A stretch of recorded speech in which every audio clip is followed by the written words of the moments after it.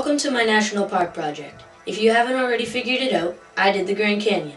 And as you can see by this map right here, it is located on the Colorado Plateau in northwestern Arizona and takes up over 1.2 million acres of land. That is a lot. Native Americans have inhabited this area for over 1,600 years, and currently there are over 2,000 sites placed all around. These locals aren't the only things living around here, though. Scientists have discovered various types of plants, mammals, birds, reptiles, amphibians, and fish.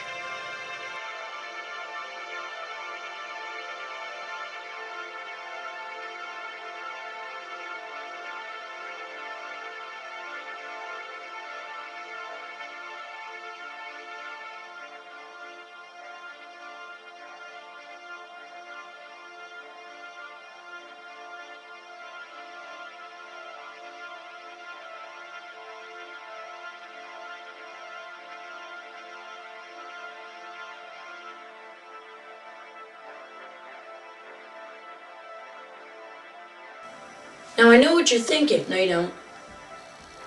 Get out. Okay. Fine. Please enjoy the following clip.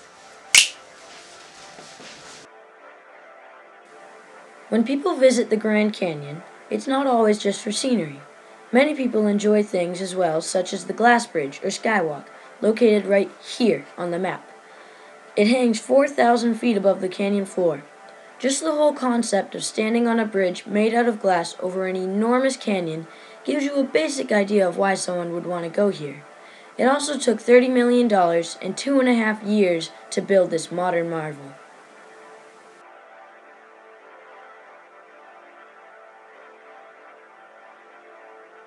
If you want something more interactive than just views, then the helicopter tours of the Grand Canyon are for you.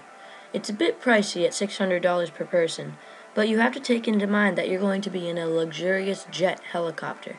Anyone you talk to that has gone in this ride of a lifetime will tell you that it is well worth the price.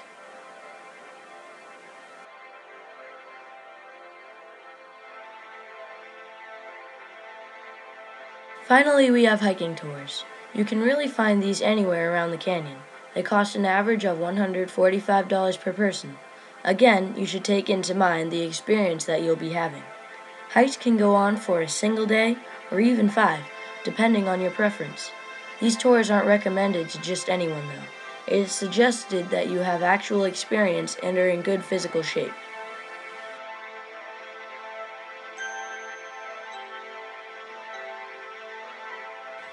So if you're ever thinking of visiting the Grand Canyon, it is definitely recommended that you do so during the summer season. The southern rim, which is located right here on this map, is open 24/7, 365 days a year, and only some facilities are closed during the wintertime. Now on to the more technical details about the Grand Canyon. This is the plate it is on, major forces, stresses, and boundaries that help to form it, and other activity that help to form it. As you might have guessed, the Grand Canyon is located on the North American plate, shown here. The biggest force that formed the Grand Canyon was the Colorado River. Though this is the biggest force, wind, ice, continental drift, mountain building, and even a bit of volcanic activity also played a big part in its making. But now that we know what made it, we need to know how these things made it. I think I can best explain this with this timeline. Hundreds of million years ago, there were many environment changes over time, like shallow seas to swamps to deserts. Each new environment created a new layer of sediment. Each layer was compacted by the next one. Eventually, they were all cemented together like one big sedimentary rock on top of the land. Then, 75 million years ago, the Pacific Plate collided with the North American Plate. When this happened, the Colorado River was formed. 60 million years ago, a second uplift of the two plates made the land even steeper. This caused the Colorado River to run even faster, speeding up erosion. The second uplift also created the Colorado Plateau. As the land on the plateau continued to rise, the river continued to erode. This exposed the sediment layers from long ago, starting the canyon. When the ice ages were around 2 million years ago, melting snow and ice rose the level of the river. Again, the river's power of erosion was strengthened. As more and more time went by, the canyon got deeper and deeper.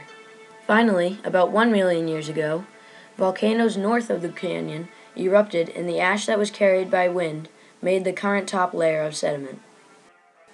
Today, the Grand Canyon is still growing little by little as the plateau keeps rising. So when it comes down to it, if it weren't for erosion, the Grand Canyon wouldn't be here right now. The river eroded the land away, and wind and ice weathered the walls to a rough state.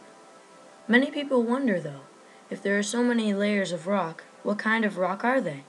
The Grand Canyon, as I said before, is basically one huge sedimentary rock, as you can see by this picture. However, the types of rock that make up those layers include limestone, which is sedimentary, shale, which is also sedimentary, schist, which is metamorphic, sandstone, which is sedimentary, and granite, which is igneous. Thank you for watching my project, and I hope you enjoyed it.